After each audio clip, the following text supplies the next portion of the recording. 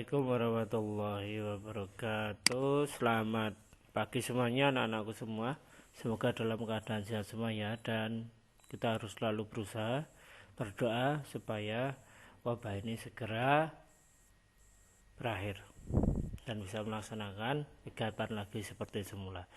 Pada kali ini, pertemuan kali ini kita akan membahas mengenai perancangan dan kendali pneumatik pada pelajaran sistem kendali pneumatik di kelas 12, dan ini kuliah online. Saya harapkan anak-anak bisa belajar maksimal juga ya, jangan sekedar di skip tapi diikuti semuanya. Kalau perlu lihat di presentasi ini dan juga lihat di sumber yang lainnya, sehingga akan menambah pengayaan materi dan ilmu. Karena apa? Ilmu itu adalah senjata ketika kamu nanti sudah bekerja di lapangan. Sekedar mengingatkan, kita harus bisa berusaha berikhtiar untuk mencegah wabah corona ini menyebar lebih banyak, yaitu dengan memastikan cuci tangan, menggunakan sabun, tutup mulut saat batuk dan bersin, memasak telur dan daging, hindari kontak langsung dengan orang yang sedang mengalami gejala flu, serta menggunakan APD saat melakukan kontak langsung dengan hewan atau mungkin juga orang yang sakit begitu. Begitu ya, semangat. Ketentuan belajar sama seperti yang Suti kemarin, yaitu kita nanti akan ada kolom absen, silakan absen di situ. Kemudian video ini bisa kami kendalikan private, jadi berdisiplinlah kalian dalam melaksanakan pembelajaran.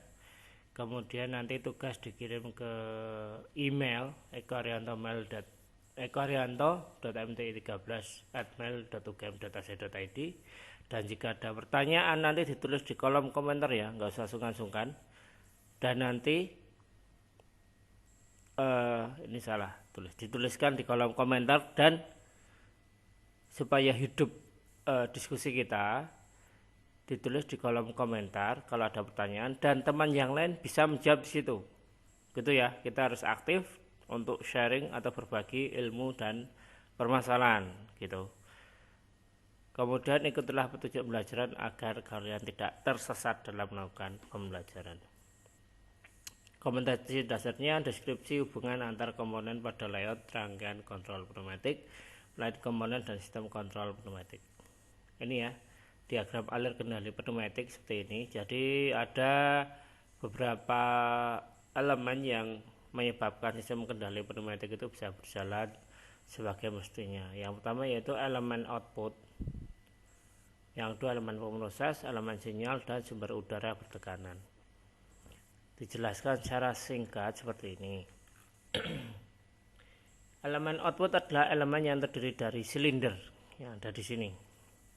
Ini silinder ya biasanya. Jadi yang aktuatornya bisa digunakan silinder sebagai kerja tunggal atau silinder kerja ganda, dan ini akan terlihat nanti pergerakannya ketika diterapkan udara bertekanan. Jadi ketika udara bertekanan dialirkan, maka kalau silinder kerja tunggal dia akan plus, nggak ada udara bertekanan dia akan minus, seperti itu, go plus go min.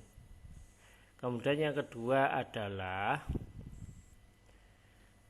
elemen pemroses, gitu ya, ini di sini. Elemen proses ini merupakan bagian yang mengarahkan gerakan piston pada silinder. Bagian ini disusun menggunakan katup kontrol arah atau katup kendali logika seperti N dan OR. Katup ini mempunyai ruang-ruang yang dapat dipilih posisinya menurut elemen sinyal mana yang diaktifkan.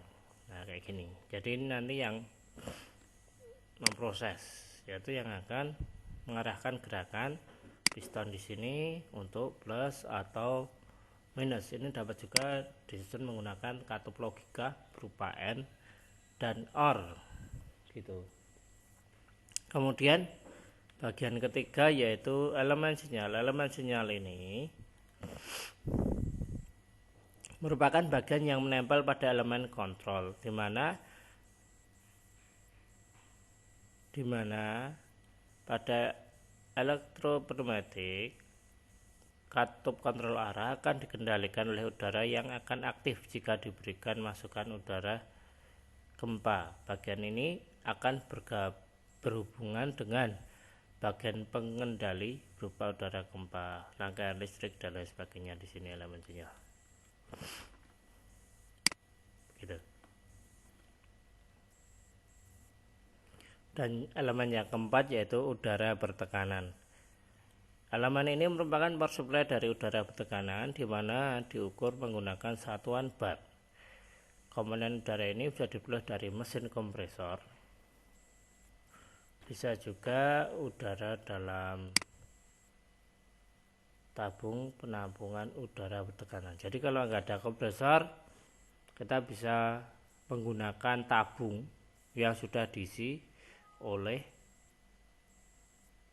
udara bertekanan, ya, seperti itu, sama seperti kompresor, tapi ini cuma berupa tabung saja, begitu. Sampai sini kalau ada pertanyaan bisa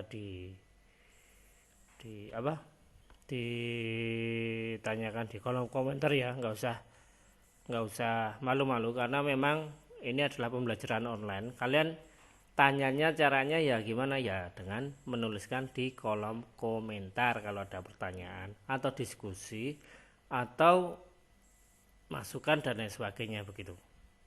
Ditulis di kolom komentar di bagian bawah ini.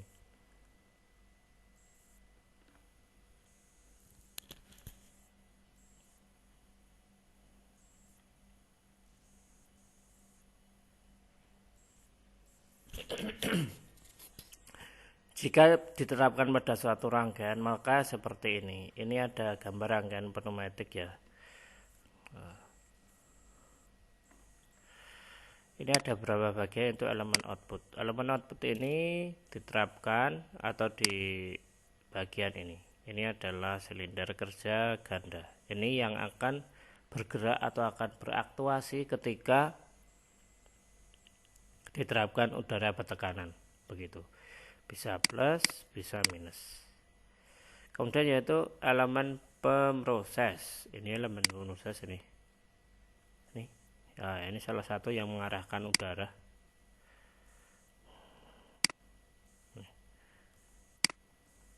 Kemudian yang berikutnya ini proses atau kontrol. Kemudian berikutnya adalah elemen sinyal. Ini elemen sinyalnya seperti ini. Ini dapat dari penekanan seperti itu ya. Jadi ini bisa berupa elemen sinyal ataupun sensor. Intinya adalah berupa masukan, bisa berupa elemen input sensor dan operator interface, bisa dengan manual penekanan ataupun dengan dikontrol katup arah ataupun berupa sensor proximity dan sensor yang lainnya. Kemudian yang keempat yaitu sumber udara bertekanan atau sebagai juga pasokan energi. Di sini posisinya di sini ini, tapi ini kita singkat bentuknya seperti ini, sumber udara bertekanan. Ini juga harus punya regulator udara dalam suatu bagian air service unit untuk menjaga udara bertekanan stabil, dan juga ada filternya untuk menjaga udara tetap bersih, begitu. Nah, dari sini ini adalah hal yang sangat sederhana sekali, di mana ini adalah komponen dasar, bagian elemen-elemen dasar dari diagram alir kendali pneumatik. Dalam kendali pneumatik ini tentunya kita akan mencoba melihat mana yang penerapannya pada di lapangan, gitu. Kalian pernah melihat ini? Ini adalah tatakan gelas ya. Ya, ini tatakan gelas dari aluminium. Bentuknya seperti ini. Sedangkan ini adalah bisa medali, bisa juga samir yang digunakan bahan dasar metal, kuningan, aluminium dan lain sebagainya, tapi dia harus dicetak dan dipotong di sini. Nah, ini wujud nyatanya seperti ini. Ini benda lain yang dihasilkan dari cetakan.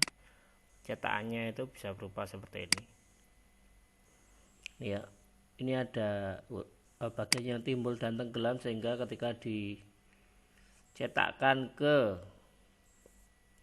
suatu metal dia akan ngecap gitu loh, akan membentuk seperti pola yang dicetak seperti ini. Ini juga sama. Bayangkan kalau ini dicetak satu demi satu, tentunya yang pertama harus membuat malnya bulat sekaligus pemotong. Setelah itu press, kalau secara manual ya dipukuli atau mungkin dicetak secara langsung, belum lagi nanti kalau dipotong secara manual menggunakan gunting dan lain sebagainya. Tapi dengan kita mengetahui sistem kendali pneumatik dan juga otomatisasi yang lain, maka itu semua bisa dilakukan dengan cara yang otomatis dan bisa menghasilkan banyak barang dalam jangka waktu yang singkat. Begitu. Bisa kita saksikan di sini videonya. Saya dapat di internet dengan sumber ini. Dan juga bisa di scan di sini ya barcode-nya. QR code. Kita saksikan.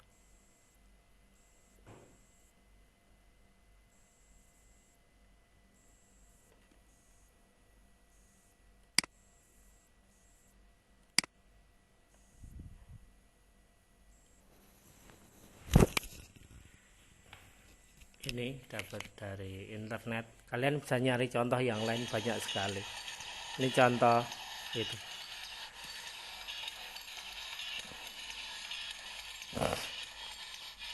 Ini yang mengepres.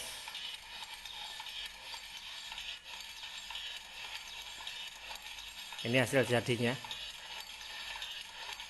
Ini sudah sangat presisi sekali jarak antar plat sehingga ini bisa efektif sekali, nggak banyak sisa. Ini adalah lembaran metal yang didorong ya. Satunya ini untuk memegang, memajukan, dan yang satu ini adalah memegang supaya benda tidak bergerak ketika dilaksanakan pengepresan. Jadi total ada berapa aktuatornya? Ya, silakan ditebak.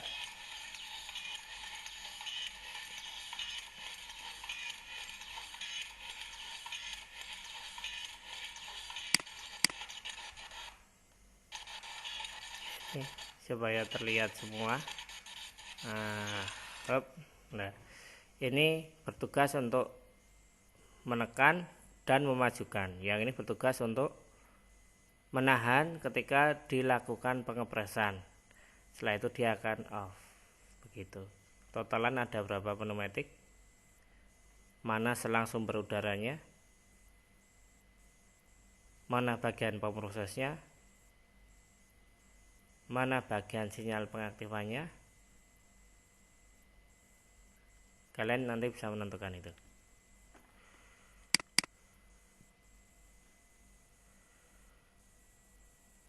Nah, dari video itu tadi silakan nanti diputar ulang bagi yang belum jelas. Dan ingat ya, untuk menghemat data kalian bisa menyeting di pojok kiri kanan bawah ini dengan settingan yang lebih kecil gitu. Misalkan di sini view-nya cuma 240, resolusinya cuma 240 pixel, atau mungkin kualitas yang lebih rendah, atau mungkin kalau sumber internet mencukupi Anda bisa menyeting dengan yang lebih tinggi.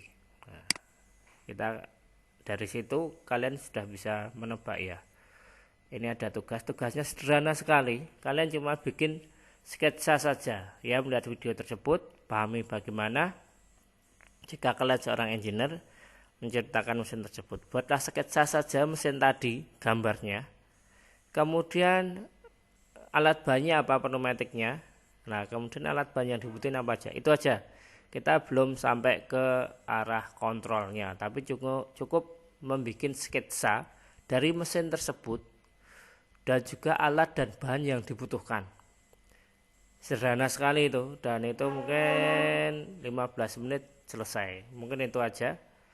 Ini targetnya adalah kalian paham sebagai seorang engineer, bisa menyingkapi nanti permasalahan dan kebutuhan apa aja yang harus dipersiapkan untuk berhubungan dengan mesin tersebut. Walaupun kalian nggak bikin mesin pencetaknya, tapi kalian nanti kalau kerjasama dengan seorang yang ahli di bidang permesinan dan membutuhkan tenaga Anda di bidang kontrol pneumatik, maka Anda juga bisa bekerja sama dan bisa berkolaborasi untuk menciptakan mesin ini. Ini ya, jadi nanti kalau udah jadi, bisa hasilnya dikirimkan ke email Bapak. Begitu, kurang lebihnya mohon maaf. Saya akhiri. Wassalamualaikum warahmatullahi wabarakatuh.